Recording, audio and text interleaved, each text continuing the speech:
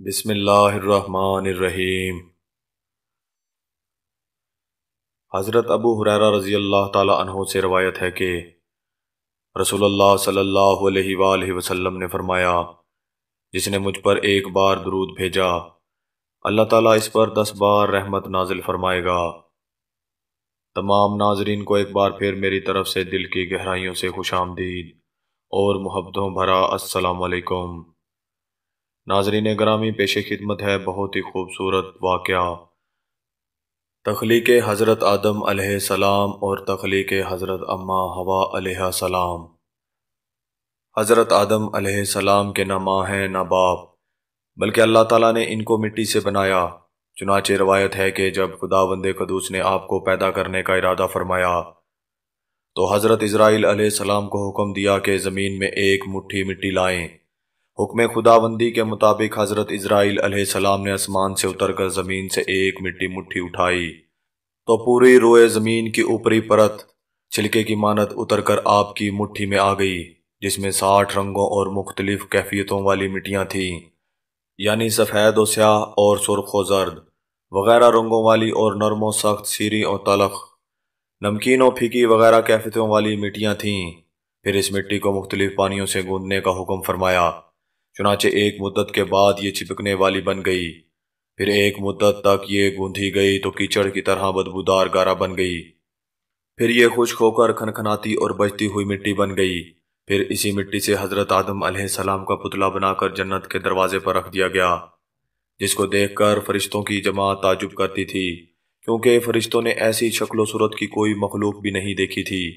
پھر اللہ تعالیٰ نے اس پتلے میں روح کو داخل ہونے کا حکم فرمایا، چنانچہ روح داخل ہو کر جب آپ کے نتنوں تک پہنچی تو آپ کو چھینک آئی، اور جب روح زبان تک پہنچ گئی تو آپ نے الحمدللہ پڑھا، اور اللہ تعالیٰ نے فرمایا کہ یرحمک اللہ، یعنی اللہ تعالیٰ تم پر رحم فرمائے۔ اے ابو محمد، میں نے تم کو اپنی حمد ہی کے لیے بنایا ہے۔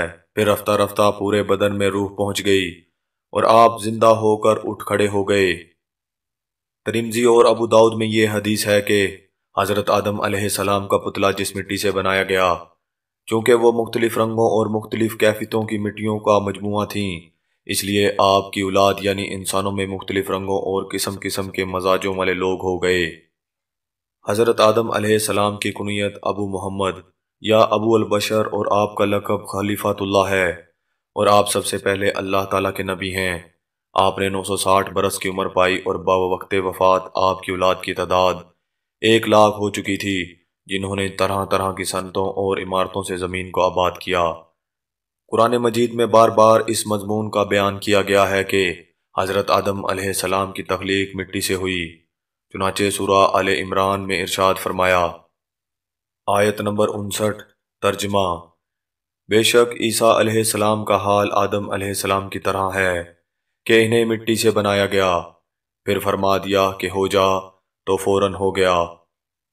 جب حضرت آدم علیہ السلام کو خداوند قدوس نے بہشت میں رہنے کا حکم دیا تو آپ جنت میں تنہائی کی وجہ سے کچھ ملول ہوئے، تو اللہ تعالیٰ نے آپ پر نیند کا غلبہ فرما دیا اور آپ گہری نیند سو گئے، تو نیند ہی کی حالت میں آپ کی بائیں سب سے چھوٹی پسلی کو اللہ تعالیٰ نے آپ کے بدن سے جدا کر دیا اور اس ہڈی کی جگہ گوشت پیدا فرما دیا۔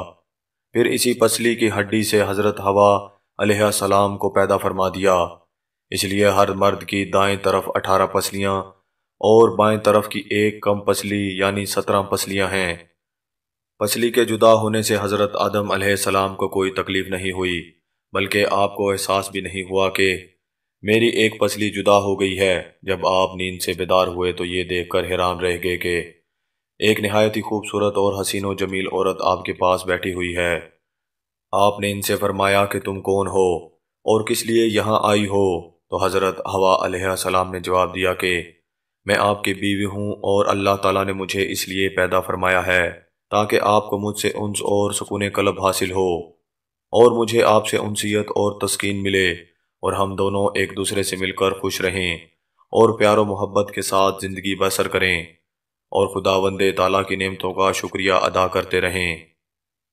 قرآن مجید میں چند مقامات پر اللہ تعالیٰ نے حضرت حوا کے بارے میں ارشاد فرمایا۔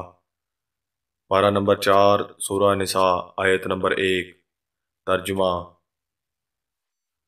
اور حضرت آدم سے ان کی بیوی کو پیدا فرمایا اور ان دونوں سے بہت سے مردوں اور عورتوں کو پیدا فرمایا۔ معزز عزیز دوستو، میں امید کرتا ہوں یہ ویڈیو آپ دوستوں کو پسند آئی ہوگی۔ ویڈیو پسند آ جائے تو لائک اور شیئر ضرور کر دیجیے گا، اور آنے والی نئی ویڈیو کے لیے ہمارے چینل کو سبسکرائب کر دیں۔